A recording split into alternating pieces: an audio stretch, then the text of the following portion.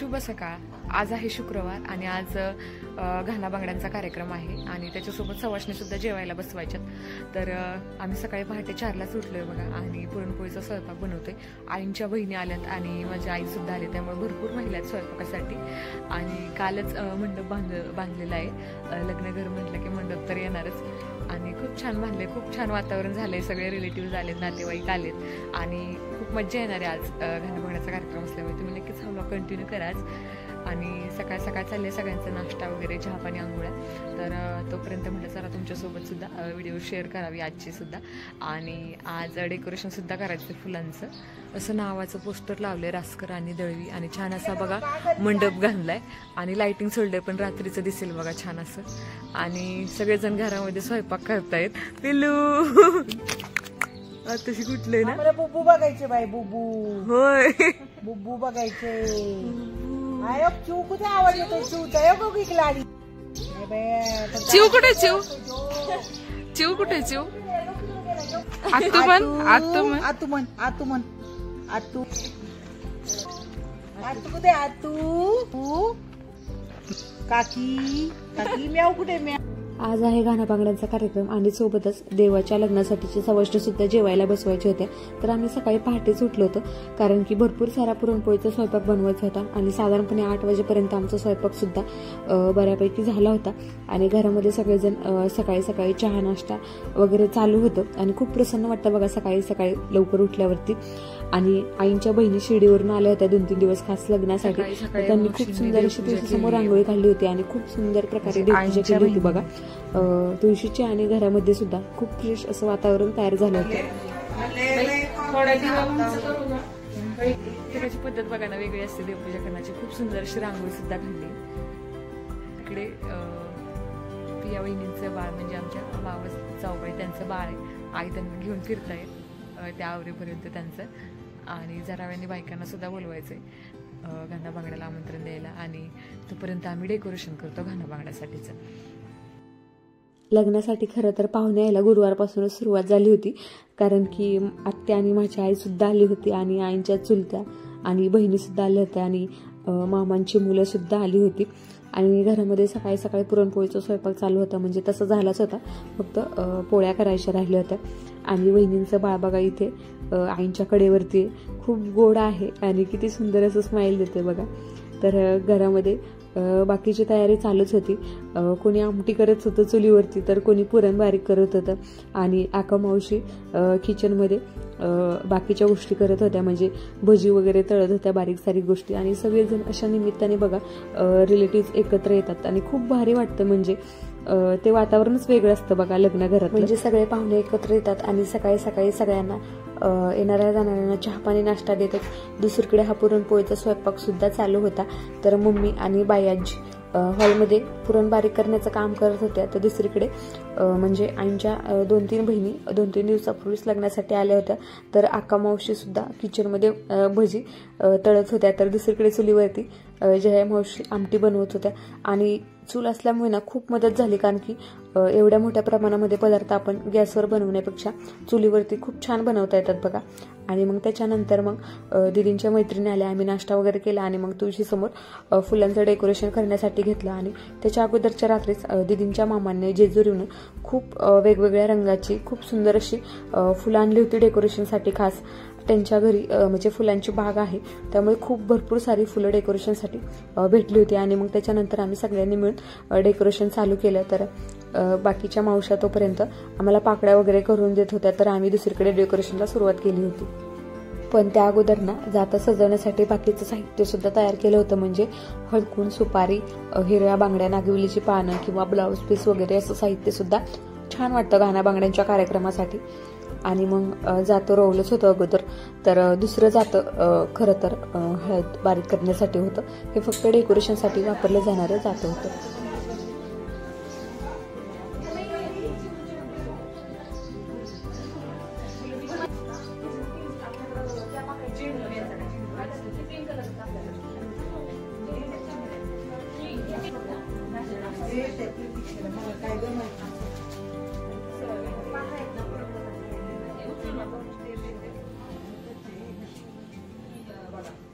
मध्ये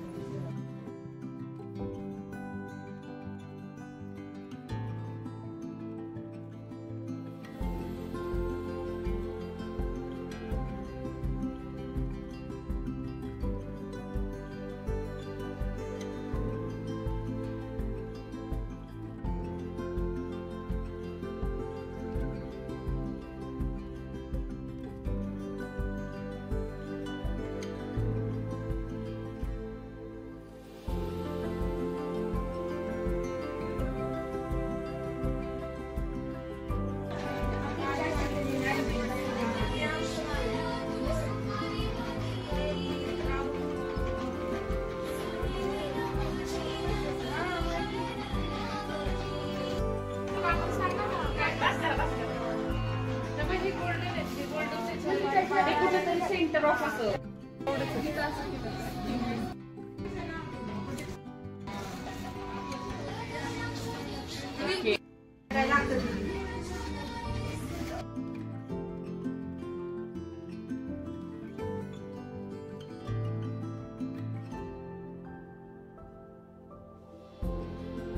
आणि आजच लग्नाच्या देवाच्या सवाष्णी सुद्धा बसवायच्या होत्या जेवणासाठी. तर त्या अगोदर ना पुरणपोळीचा स्वयंपाक तर झालाच होता, पण जे नैवेद्य बनवले होते ना ते नैवेद्य घेऊन दिदींना म्हणजेच नवरीबाईंना गावातल्या सगळ्या देवांना पाया पडायला जायचं होतं आणि नैवेद्य दाखवून यायचे होते. तर तोपर्यंत आमचं डेकोरेशन चालूच होतं एकीकडे. आणि शेजारच्या काकूंची दिदी सुद्धा आली होती, म्हणजे वैष्णवी नाव आहे तिचं, तर ती सुद्धा मदतीला आली होती. आणि मग काही वेळातच म्हणजे साधारणपणे 1 तास लागला बघा आम्हाला हे सगळं सजावटीसाठी फुलांच्या. आणि खूप छान दिसत होतं. शेजारी कुंड्या सुद्धा होत्या, म्हणजे टोपल्या, त्याच्यामध्ये आम्ही अगोदर वेल सोडले होते, तर त्याच्यामध्ये सुद्धा फुलांच्या पाकळ्या आणि फुलं टाकून डेकोरेशन केलं होतं. तर खूप छान आणि आकर्षक दिसत होतं सगळं झाल्यानंतर. आणि त्याच्यामध्ये अंकिताचा गाणं असं सुद्धा टाकल्यामुळे ना खूप भारी दिसत होतं ते दिसायला तरी. आणि मग त्याच्यानंतर तोपर्यंत गाणा बांगड्या म्हणजे बांगड्या भरण्यासाठी काकू सुद्धा आल्या होत्या आणि खूप आकर्षक वाटत होतं, म्हणजे येणाऱ्या जाणाऱ्या माणसांना हे सगळं सजावट बघून.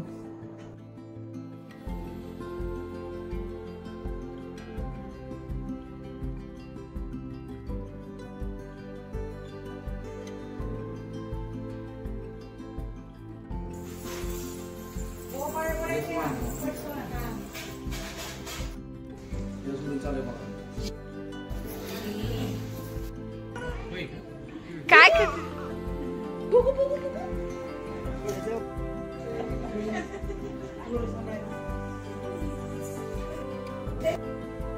दीदींच्या काही मैत्रिणी सुद्धा लग्नासाठी 1-2 दिवसामध्येच येणार होत्या, पण आम्हीही केलेली सगळ्यांनी मिळून फुलांची सजावट तुम्हाला कशी वाटली त्या कमेंटमध्ये नक्कीच सांगा. आणि आमच्या इकडे ना म्हणजे आपल्या महाराष्ट्रामध्ये लग्न समारंभ असेल तर त्याच्या अगोदर ना त्या कार्यक्रमाची मुहूर्तमेढ रोवली जाते. तर पहिल्यांदा गाणा बांगडा कार्यक्रम चालू होण्याच्या अगोदरच इथे एका साईडला बघा मुहूर्तमेढ रोवण्याचा कार्यक्रम चालू होता. तर पहिल्यांदा त्याची हळदी कुंकू लावून 5 सवाष्णींनी पूजा केली आणि मग पान सुपारी आणि थोडीशी फुलं वाळून पहिल्यांदा पूजा करून घेतली आणि त्याच्यानंतर मग गाणा बांगड्याचा कार्यक्रम चालू झाला. तर हे दुसरं जातं होतं आणि फुलांच्या सजावटीसाठी दुसरं जातं आणलं होतं आणि हे गाणा बांगड्यासाठी हळद बारीक करण्यासाठी वेगळं जातं आणलं होतं. तर पहिल्यांदा त्या जात्याला 5 सवाष्णींनी हळदी कुंकू लावलं आणि 5 जणींनी मिळून पान सुपारी वाहिली आणि त्याच्यानंतर मग गाणा बांगड्याचा कार्यक्रम चालू झाला. याच्यामध्ये ना हळद बारीक केली जाते आणि ही बारीक केलेली हळद ना लग्ना दिवशी नवरा नवरीच्या हळदीच्या वेळी ती हळद वापरली जाते. हे त्याच्या मागचं शास्त्र आहे. आणि हा गाणा बांगड्यांचा कार्यक्रम चालू असताना ना हळद बारीक करताना ज्या ओव्या म्हटल्या जातात ना त्या खूप भारी असतात, अप्रतिम. म्हणजे ते ऐकण्यासाठी ना खूपच भारी वाटतं ते ऐकताना. अशा कदाचित म्हणजे काही भागामध्ये गायल्या जातात किंवा नाही गायल्या जात. तर तुमच्या इकडे अशा प्रकारच्या ओव्या म्हणल्या जातात का ते मला कमेंटमध्ये नक्कीच सांगा.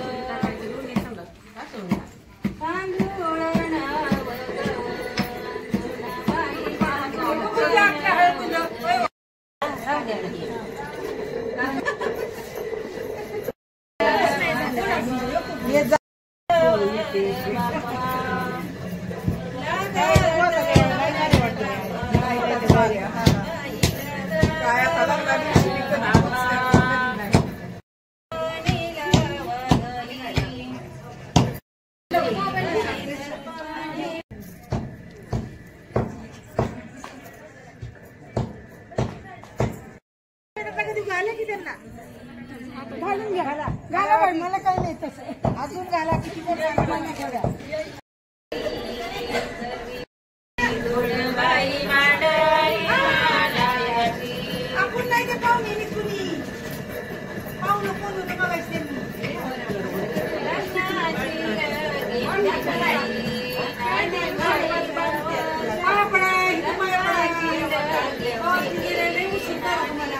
चल झालं का सगळं?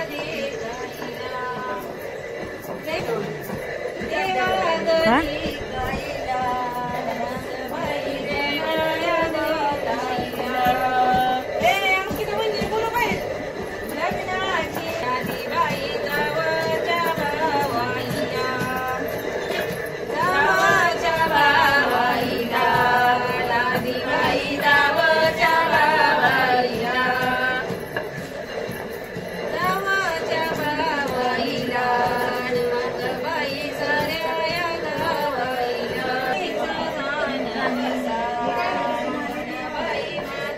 हे झालं बाहेर पडायला बोलवलं.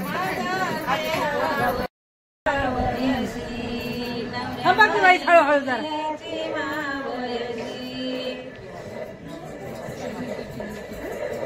सगळे मंदिर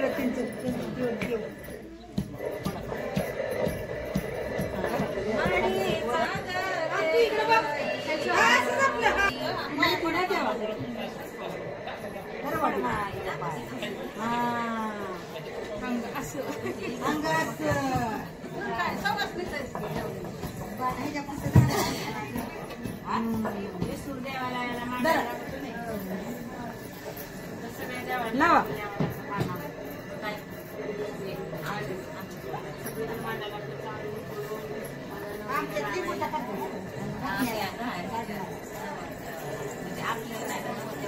ते तिघींना पण लाव, ते तिघींना पण लावा आणि पाया पडा त्या तिघी.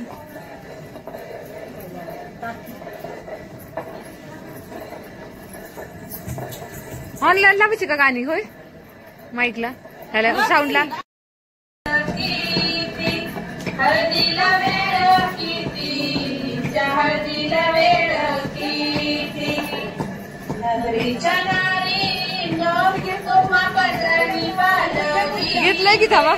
पदरी पालवी ते तुम्हा पदरी पालवी रे, बाळकी मन्या माझी तिच्या हळदीला बोलावी ते. हळदीला बैलाची सकाळीला कोणाची वळखावी, तिडवर माताईनं तिचं झाल्यात नवाच्या दारी सुकल आणि मग काही वेळानेच बांगड्या भरण्यासाठी बायकांची गर्दी व्हायला लागली होती आणि अशा पद्धतीने गाणा बांगड्यांचा कार्यक्रम छान प्रकारे पार पडला. आणि याच्या गोड आठवणी म्हणून आम्ही भरपूर सारे फोटोज काढले. आणि उद्या आहे मेहंदीचा कार्यक्रम, तर त्यासाठी सुद्धा वेगळं काहीतरी होणार होतं. तर तुम्हाला आजचा व्लॉग कसा वाटला ते मला कमेंटमध्ये नक्की सांगा. आजचा व्लॉग मी इथेच एंड करते आणि नक्कीच आवडल्यास लाईक, शेअर आणि सबस्क्राईब करा. भेटूयात पुढच्या भागामध्ये अशाच काही गोष्टी घेऊन. तोपर्यंत धन्यवाद.